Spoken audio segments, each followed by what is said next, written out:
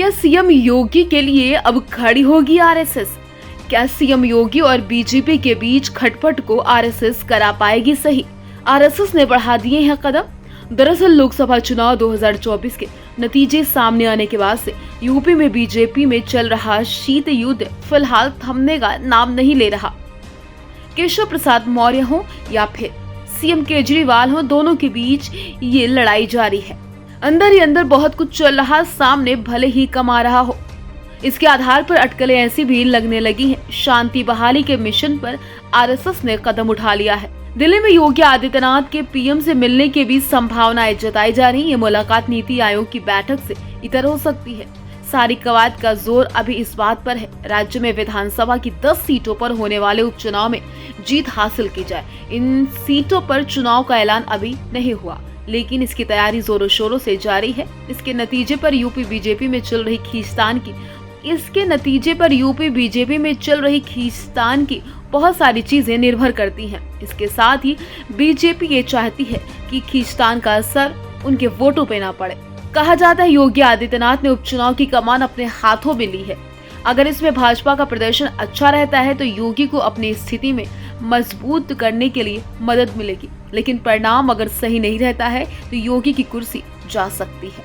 ऐसी स्थिति में योगी विरोधी खेमा हावी होने की कोशिश करेगा। बता दें 2800 जमीनी कार्यकर्ता को शहरी निकायों में पार्षद और सभासद बनाकर कार्यकर्ताओं की नाराजगी खत्म करने का प्लान भी बनाया जा रहा। कार्यकर्ताओं की अनदेखी और नाराजगी को उप मुख्यमंत्री केशव प्रसाद मौर्य ने बड़ा मुद्दा बनाया है। उन्होंने खुलेआम कहा, संगठन सरकार से बड़ा है, ये भी आपका, कार्यकर्ताओं का दर्द मेरा दर्द है। उत्तर प्रदेश भाजपा की स्थिति को लेकर आरएसएस की चिंता यह है कि कार्यकर्ताओं के दर्द के नाम पर कोई नेता निजी फायदा न उठा सके, उत्तर प्रदेश में भाजपा कमजोर ना पड़ जाए। ऐसे भी खबरें आती हैं कि पूर्वी यूपी क्षेत्र के एक वरिष्ठ आरएसएस पदाधिकारी ने कुछ दिन पहले केशव प्रसाद मौर्य से मुलाकात की।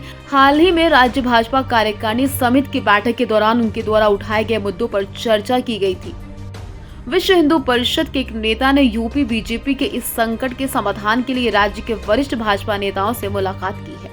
दरअसल केशव प्रसाद मौर्य ने योगी आदित्यनाथ पर अप्रत्यक्ष रूप से हमला बोलते हुए आरोप लगाया था, सरकार में आम पार्टी कार्यकर्ताओं को उचित सम्मान नहीं दिया जा रहा। उन्होंने कहा था, पार्टी संगठन की उपेक्षा लोकसभा चुनाव में यूपी में भाजपा के निराशाजनक प्रदर्शन के पीछे प्रमुख कारणों में से एक है।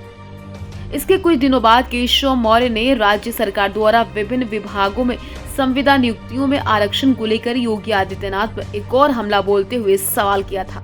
क्या विभिन्न सरकारों में संविदा नियुक्तियां करने में सरकार आदेश के अनुसार SC, ST और OBC के लिए आरक्षण के प्रावधानों का पालन किया गया था? सुहेल दो भारतीय समाज पार्टी के अध्यक्ष ओम प्रकाश राजभर और निषाद पार्टी के अध्यक्ष संजय निषाद के साथ केशव प्रसाद की मुलाकातें भी राजनीतिक हलकों में हलचल मचा रही हैं। दोनों भाजपा के संगठन सहयोगी थे। इस मुलाकात को मौर्य के शक्ति प्रदर्शन के तौर पर देखा जाता है। केशव प्रसाद मौर्य और सीएम योगी ही नहीं बल्कि यूपी बीजेपी में कई पार्टी नेताओं की आपस में बन नहीं रही।